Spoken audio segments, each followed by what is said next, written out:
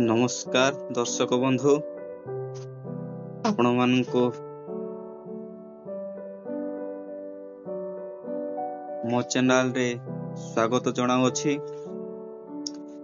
କନ୍ଧମାଳ ଜିଲ୍ଲା ପ୍ରଥମଗଡ଼ ଅଞ୍ଚଳର ଡୁବ୍ଲାମାହା ଗ୍ରାମରେ ଆପଣମାନଙ୍କୁ ସ୍ୱାଗତ ଜଣାଏ। ଏଠାକାର ବାସିନ୍ଦା ଗ୍ରାମବାସୀମାନେ ପିଇବା ପାଣି ପାଇଁ ଏକ କୂଅରେ ନିର୍ଭର କରନ୍ତି ଆଉ ବର୍ଷ ସାରା ସେହି ପାଣିକୁ ପିଇବା ପାଣି ରୂପରେ ବ୍ୟବହାର କରନ୍ତି। ପାଣି ପାଇଁ ଛୋଟ ଜଙ୍ଗଲ ଦେଇକି ସେମାନେ ଯିବାକୁ ପଡ଼େ। ଜଙ୍ଗଲ ରାସ୍ତା, କମ ସେ କମ ପାଣି ନିକଟକୁ ପହଞ୍ଚିବା ପାଇଁ ହେଲେ 300 ରୁ 400 ମିଟରକୁ ଦୂର ଅତିକ୍ରମ କରିବାକୁ ପଡ଼ିଥାଏ।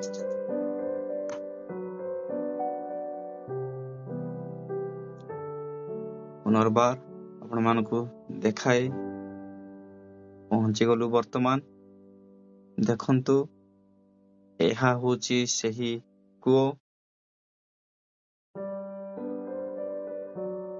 ଏଥିରେ ପାଣି ବାହାର କରାଯାଏ। ଅଧିକ ନୁହଁ, ମାତ୍ର 8 ରୁ 9 ଫୁଟ ପାଣି। ଆଉ ଗୋଟିଏ ଆଶ୍ଚର୍ଯ୍ୟ ବିଷୟ, କେବେ ମଧ୍ୟ ଏ ପାଣି ଶୁଖି ନଥାଏ। ସବୁବେଳେ ଅନବରତ ଆପଣମାନେ ଏହି ସ୍ଥାନରେ ଏହି ପାଣିକୁ ପାଇପାରିବେ।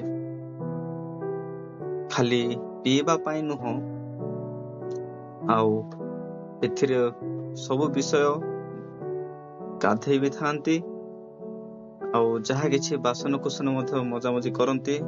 ଦେଖନ୍ତୁ, ମାତ୍ର 8-9 ଫୁଟ ଗଭୀର ବିଶିଷ୍ଟ କୂଅ, ବହୁତ ସୁନ୍ଦର, ସ୍ୱଚ୍ଛ ମଧ୍ୟ।